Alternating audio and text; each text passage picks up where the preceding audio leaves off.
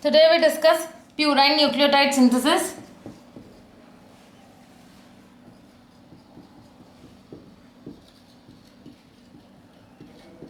Purine nucleotide synthesis.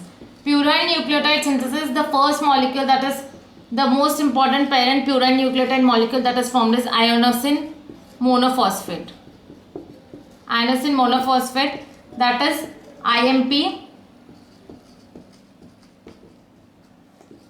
This IMP leads to either the formation of adenosine monophosphate or guanosine monophosphate. That is, IMP will lead to the formation of AMP or IMP will lead to the formation of GMP.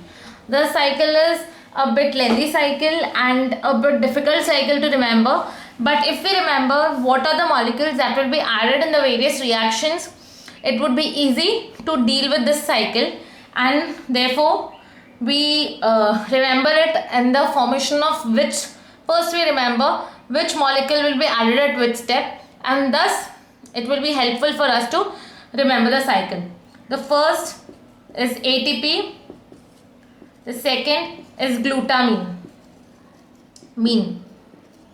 Okay, first is ATP, second is glutamine, third, fourth we'll do afterwards. Fifth is again glutamine, and sixth is ATP again. Okay, so in the initial reaction, first reaction, the ATP will be added. In second reaction, glutamine will be added. In fifth reaction, again glutamine will be added. In sixth reaction, ATP will be added. In the third reaction, what is added is glycine, and in the fourth reaction, N10-formyl tetrahydrofolate is added. So because the pathway is bit lengthy and bit difficult, first we understand what are the molecules which will be added in different reactions. First reaction, ATP will be added. Second reaction, glutamine will be added. Third reaction, glycine. Fourth reaction, N10-formyl tetrahydrofolate. Fifth reaction, glutamine, and sixth reaction, again ATP. Now we are left with the reaction number 7, the reaction number 8, the reaction number 9, nothing is added, and the reaction number 10. So in reaction number 7, carbon dioxide is added. In reaction number 8, aspartate is added. And in reaction number 10, again N10-formyl tetrahydrofolate is added. This one. So 4 and 10 are same.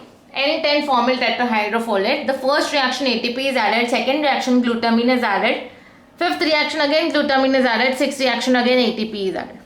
Third reaction we have glycine. For the fourth reaction we have N10-formyl tetrahydrofolate. That is same for the 10th reaction. 9th reaction, luckily nothing is being added. 7th reaction we have carbon dioxide. 8th reaction we have the addition of aspartate. If we remember this, that what are added in which series of reaction, the cycle becomes a bit easier. So first we have added ATP, second glutamine, third glycine, fourth N10-formyl tetrahydrofolate, fifth glutamine, sixth ATP, seventh carbon dioxide, eighth aspartate, ninth nothing, and 10th again N10-formyl tetrahydrofolate. We have to form inosine monophosphate in this cycle, which will lead to the formation of AMP and GMP. Now the site, if the cycle takes part only in liver, it will not take part in RBC, WBC. It will not at all take part in RBC, WBC and brain. Okay. So RBC and WBC and brain, it is not taking part. It is taking part only in liver. RBC, WBC, brain, it does not take part. And therefore in RBC and WBC and brain, if we want to form purine nucleotides, we use a different pathway that is called as salvage pathway. Okay. Only for these three, RBC, WBC and brains, we use a salvage pathway to form purine nucleotides. Otherwise the purine nucleotides are formed through the cycle where 10 series of reactions take place and there is addition of each different molecule again and again. Okay. RBC, WBC and brain salvage pathway takes place. Now coming to the formation of purine nucleotides. Now purine nucleotides, the basic molecule for the formation of purine nucleotide is ribose 5-phosphate. Ribose 5-phosphate. So ribose 5-phosphate will lead to the formation of, all the names in this reaction are a bit bigger. But if we remember what is taking place, what is happening, the name becomes slightly easy. Because ATP is taking part in the first reaction and it is forming AMP and two phosphates are again added, the name will be 5-phospho-ribosyl pyrophosphate. Okay, because phosphate was already present, two phosphates are again added, so 5-phospho-ribosyl pyrophosphate. This takes place in the presence of enzyme PRPP synthetase. Okay, so it takes place in the reaction of PRPP synthetase. Takes place by this enzyme. This ribose 5-phosphate we get through HMP shunt. So HMP shunt is basically very important because it is the only cycle which is providing us with ribose 5-phosphate for the formation of nucleotides. So we have added ATP, 5-phosphoribosyl pyrophosphate is formed. Now it is a second reaction where we have to add glutamine, and this glutamine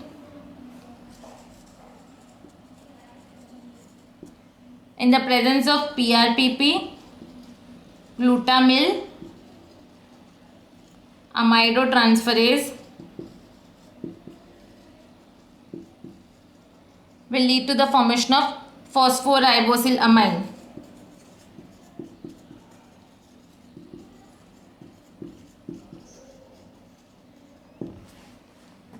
So the enzyme is PRPP glutamyl amidotransferase and it leads to the formation of phosphoribosyl amine.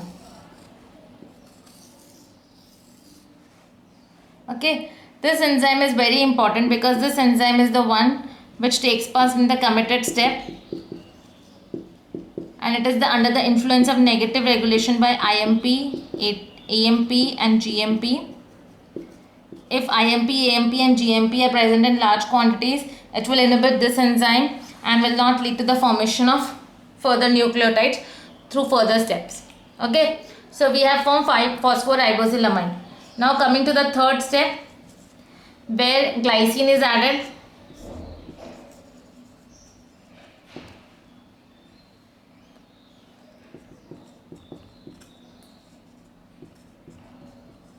And the glycine is added and it forms glycine amide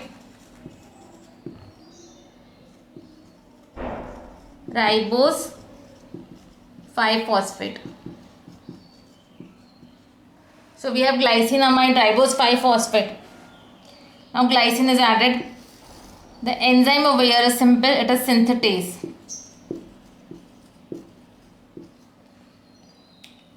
This glycine amide ribose 5-phosphate will take part in the fourth reaction. And fourth reaction we have to add N10 formyl tetrahydrofolate. And tetrahydrofolate compound moiety gets removed. So formyl is added to the glycine amide ribose 5-phosphate and it forms formyl glycine amide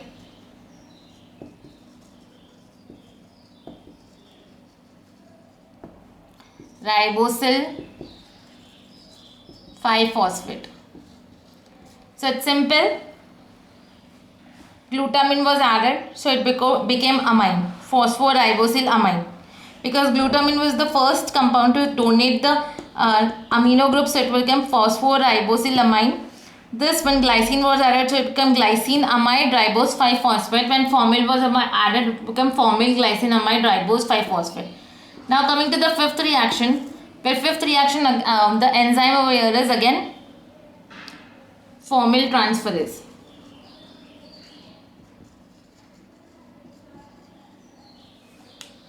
The enzyme is formyl transferase and the molecule is formyl glycinamide ribosyl 5-phosphate. Now in the fifth reaction, glutamine is again added.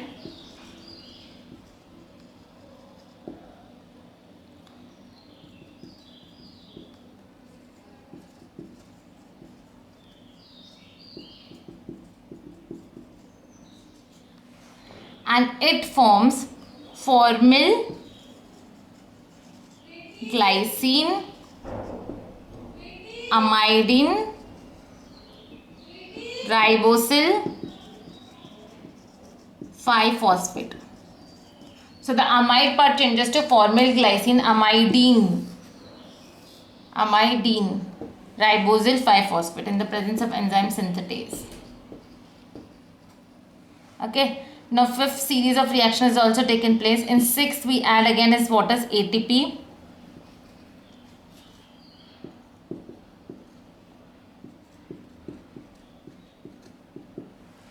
And it will lead to the formation of amino imidazole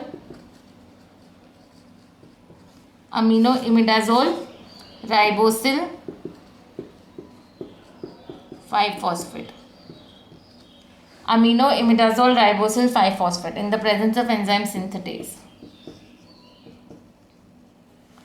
Amino imidazoles ribosyl 5-phosphate. So after 6 series of reaction, we'll form the product which is called as amino imidazole ribosyl 5-phosphate.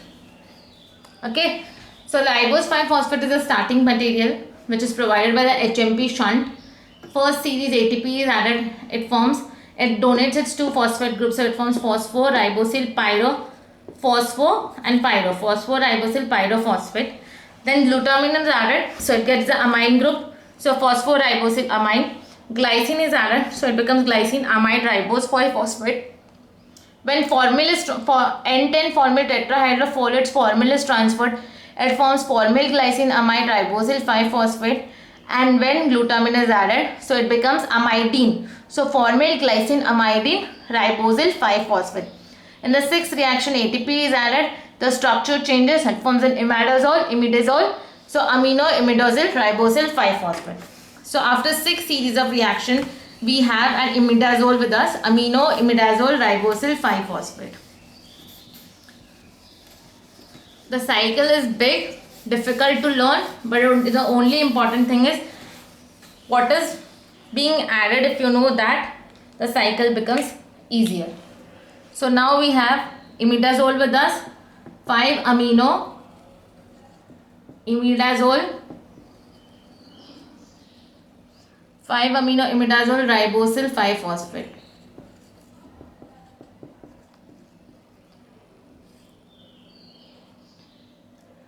Now in the 7th reaction, carbon dioxide is added in the presence of enzyme carboxylase,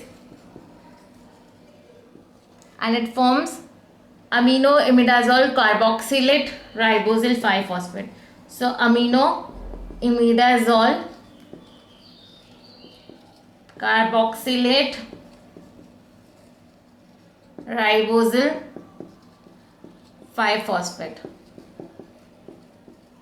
In 8th reaction, what is added is aspartate.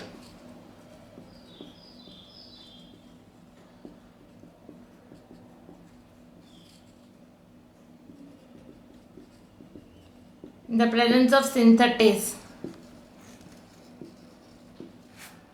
and it will lead to the formation of amino imidazole succinyl carboxylate. Amino imidazole succinate imidazole succinyl carboxylate ribosyl 5-phosphate. Okay. So in number 8 reaction has also been done. In the number 9th reaction, luckily nothing is being added. So number 9 reaction, nothing is being added. But if nothing is being added, then something has to be removed, and what is removed is fumarate. Fumarate gets removed, and it forms amino imidazole carboxamide. Amino imidazole carboxamide ribosyl 5-phosphate. It takes place in the presence of enzyme adenosuccinate lyase.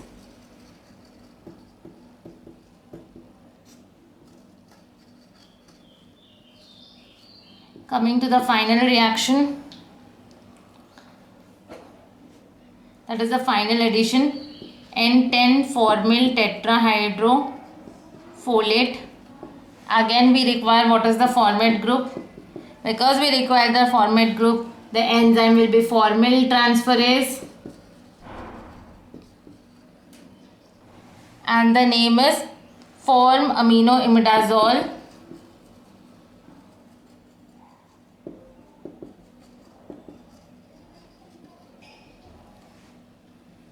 carboxamide ribose 5-phosphate. The final reaction which forms a parent molecule, that is inosine monophosphate, it will form through removal of water molecule in the presence of enzyme cyclohydrolase. And finally we have the parent molecule, that is inosine monophosphate. So purine nucleotide synthesis has total 11 steps, but in the 11th step only water molecule is removed and it leads to formation of inosine monophosphate. In the 7th step we added carbon dioxide in the presence of enzyme carboxylase. Now what is important is, this is a carboxylation reaction.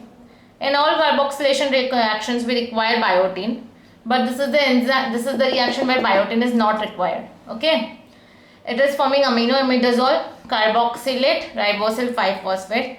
Number 8 reaction, aspartate is added and it forms aminoimidazole succinyl carboxylate ribose 5-phosphate. In number 9, fumarate is removed by the enzyme adenosuccinate lyase forming aminoimidazole carboxamide ribose 5-phosphate. In number 10 reaction, again formyl transferase is a format group from N10-formyl tetrahydrofolate to form tetrahydrofolate and forming formaminoimidazole carboxamide ribose 5-phosphate. Water molecule is removed in the presence of cyclohydrolase enzyme and INP is formed. But this is not all. We still have formed only inosine monophosphate. A long way to go to form AMP and GMP. So inosine monophosphate, when is formed, it will lead to the formation of AMP and GMP. Initially adenyl succinate is formed. Adenyl succinate is formed when aspartate is added.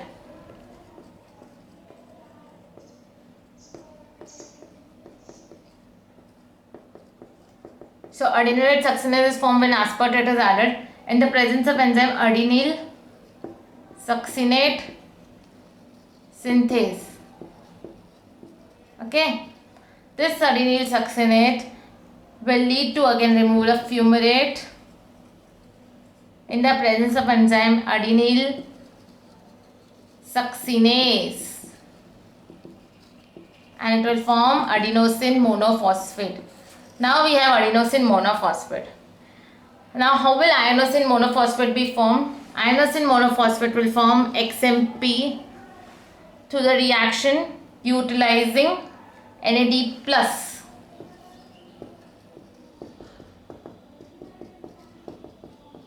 In the presence of enzyme IMP dehydrogenase. This XMP will form GMP in the presence of GMP synthetase.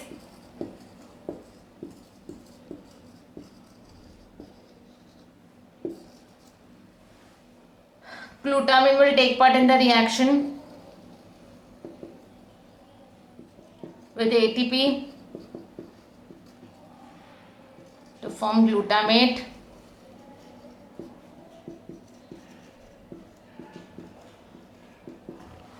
Okay, so this is how IMP form leads to the formation of AMP and GMP. So the IMP is the parent molecule which is leading to the formation of adenosine and monophosphate, adenosine monophosphate and guanosine monophosphate.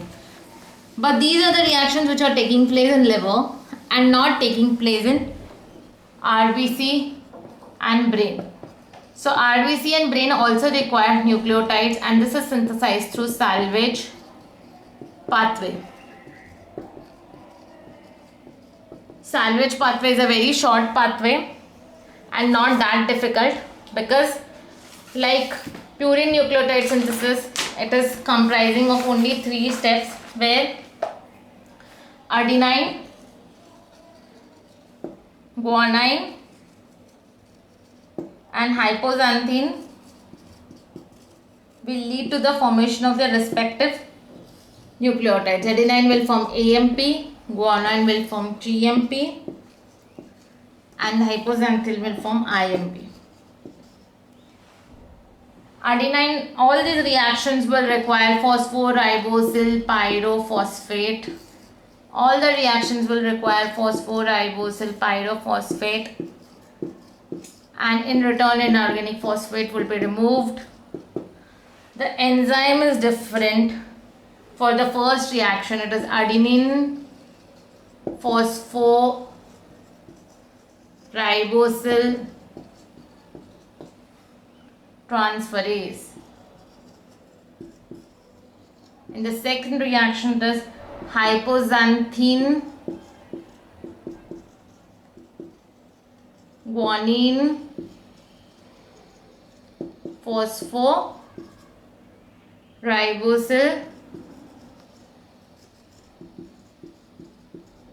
transferase.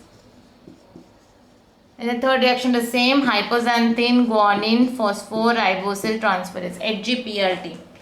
And whenever there is deficiency of HGPRT, this enzyme, whenever HGPRT is absent, this reaction will not continue further and it will lead to the formation of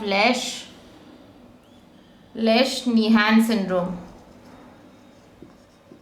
So whenever there is deficiency of hypoxanthine guanine phosphoribosyl transferase, the further reaction will not take place and it will lead to a syndrome which is called as hypoxanthine guanine phosphoribosyl transferase. Thank you. That's all for purine nucleotide synthesis.